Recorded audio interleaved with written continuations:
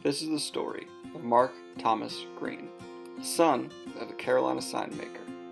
Mark Thomas Greene was adopted at a very young age. He would be a curious boy who loved to dabble in science and occasionally accidentally blow himself up as a result. That actually happened.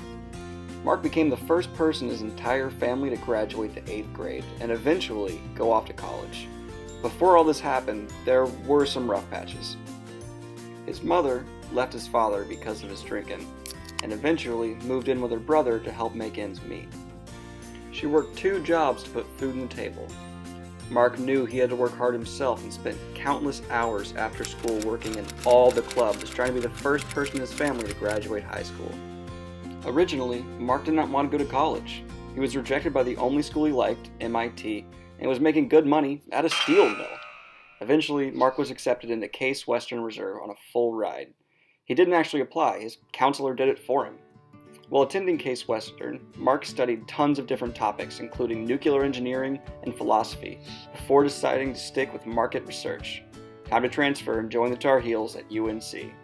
While getting his PhD in market research, Mark also got married to a dancer, then divorced, but we don't have time to go into that. After getting his degree, Mark got hired by Warner Communications. The son of a sign maker had gotten his foot in the door. Mark began helping Warner develop their own TV channel called Nickelodeon and another one called MTV.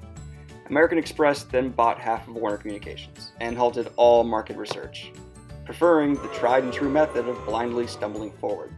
Mark left and had many other good reasons too that we can't get into. A new company called CBS wanted to start developing satellite television and, of course, had to do some market research. Who are you going to call? Mark T. Greene. Mark begins doing research on marketing satellite television to people and measuring how profitable it would be. Great! But CBS backed out of the idea, sold everything to a new company called DirecTV. They got all of Mark's research and Mark was now out of a job. Time to start being a consultant. He begins flying all over the world to consult on countless projects and get an established reputation. And during this time, Mark met a woman named Linda Hope, fell in love, and made me and my brother, but we don't have time to get into more detail. Tired of traveling, Mark decided to settle with one company in DC and spend more time with his family.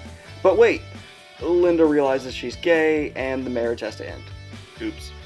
Mark then gets a job in Nashville, Tennessee, fell in love with the greatest city in the United States, and gets a new girlfriend, and begins to find some peace. Perfect. But then his firm changes under new management, and Mark realizes he has to quit. He's not happy with his firm at all.